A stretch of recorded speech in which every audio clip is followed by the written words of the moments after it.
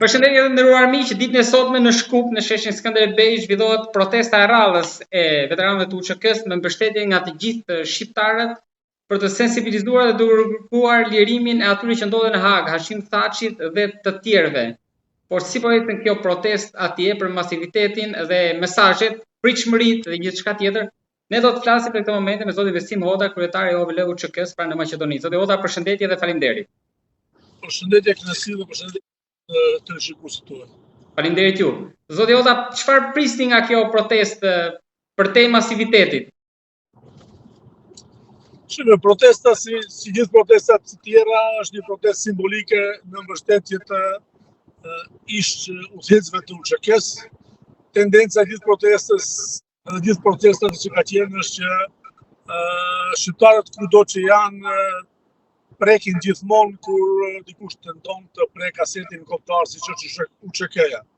Tendenca e gjykimit të figurave udhëheqëse të UÇK-s pa pasur ndonjë ndarje konkrete mes individëve dhe përfaqësimit zyrtar të UÇK-s, sigurisht është një tendencë për t'i hedhur një njoll jo vetëm pjesëtarëve të UÇK-s, por gjithë kombit shqiptar. Duke jashtuar kësaj që lufta e drejtë e UÇK-s ishte ajo e cila e solli edhe forcën më të madhe botërore, siç është NATO-ja, e cila u bashkua me UÇK-n për të arritur qëllimin final, që nuk ishte sulm apo tendencë për të bërë diçka të keqe, por thjesht për të sjellur lirinë e një kombi të shtypur qindra vjet. Keni besim që gjitha kjo do ndikojë në vendimin që do merret vitin tjetër? Unë kam bindje të thellë që nuk ka pjesëtar luftar të lirisë i cili mund të gjikohet. Unë gjithmonë kam thënë që prezenca e zotit Thaçit, zotit Krasniqi, zotit Selimi atje edhe është vetëm një dëshmi për luftën e drejtë të UÇK-s dhe jo një gjykim.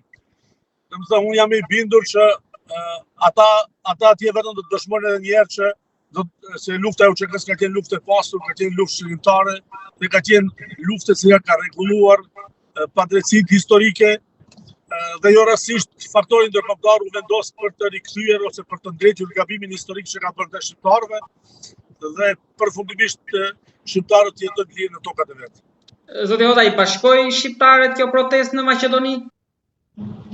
Fatkeqësisht jo, kam thënë edhe herën tjetër. Do të thotë është shumë e keqe dhe tendencioze kur këta protesta organizohen nga përfaqësues politik, kushdo qofshin ata. Do ishte shumë më e ndershme edhe nga përfaqësuesit politik, konkretisht zoti Ali Ahmeti. Po historia nuk mund të ndryshohet apo jo? Pavarësisht kontributit të jashtëzakonshëm që ka dhënë për luftën e Kosovës, po edhe luftrat kundër që janë edhe në Maqedoni, sigurisht që protestat duhet të organizohen nga qarqet e pavarura siç janë strukturat e luftës. Dhe tendenca për të fshehur ose për edhe 23 vjet duke u thirrur në emër të UÇK-s dhe duke përfaqësuar grupacione politike është ajo që zbe sadopak prezencën dhe krijon përçarje. Mirëpo shqiptarët ashtu siç kanë bërë apelun me komunikatet që kemi lëshuar, pavarësisht kush i organizon protestat, kur është në pyetje UÇK-ja, gjithë shqiptarët duhet të jenë bashkë.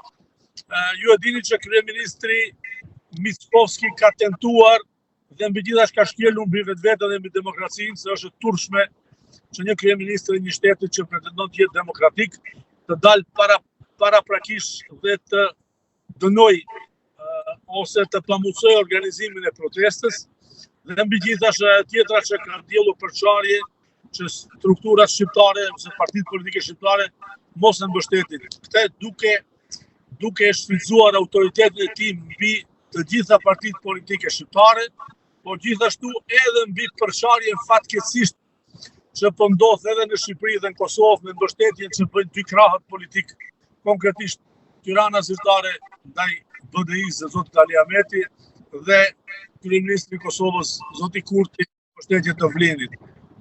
Sigurisht kam thënë edhe në Tiranë, do ishte ajo që do kërkonim ne si UÇK, edhe si shqiptar politik, do ishin ndershme që edhe në Prishtinë, edhe në Tiranë, edhe në Shkup sot në rresht të parë të ishin kryeministri i Kosovës, kryeministri i Shqipërisë, të gjithë përfaqësuesit politik shqiptarë në Maqedoni dhe kudo që janë, ministrat, deputet, kudo që janë, për shkak se vetëm kështu ne do të nderonim UÇK-n, do të nderonim sakrificën gjithë kombëtare, sepse UÇK në emër të UÇK-s nuk guzon thirrjet asnjë individ.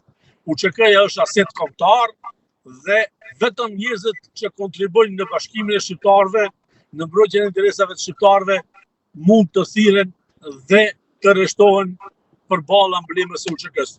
Çdo kush tjetër, kushdo qoftë ai, që tenton të fshihet, qoftë politikisht, për interesa personale apo grupore, pas emblemës së UÇK-s, vetëm përdos vlerat e UÇK-s dhe kesh përdor emblemën e UÇK-s.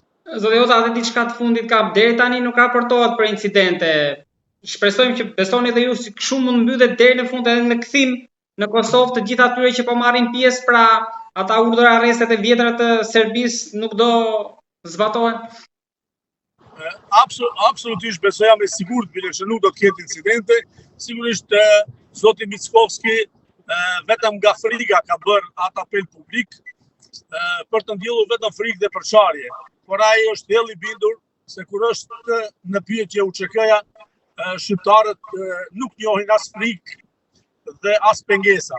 Kështu që duke e ditur këtë, duke e ditur potencialin që rrin mbas UÇK-s, duke e ditur që UÇK-ja është gjithë shqiptaria, ai vetëm mund të kujdesen, organet e rendit vetëm mund të kujdesen për mbarvajtjen e procesit dhe nuk kanë guximin që të hyjnë të intervenojnë për të prekur këtë organizim, sepse vetëm do të shimprekur mbi një plagë të pashëruar mirë, sepse fatkeqësisht edhe nga strukturat politike shqiptare ende ideali dhe qëllimi i emblemës së UÇK-s nuk është realizuar.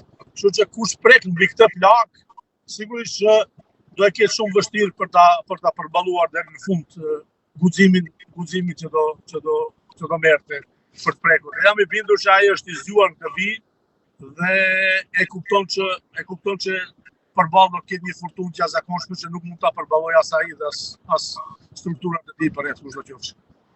Zoti Jota, të falenderoj shumë për bisedën. Grazie, me u pas. Faleminderit shumë, gjithë të mirat.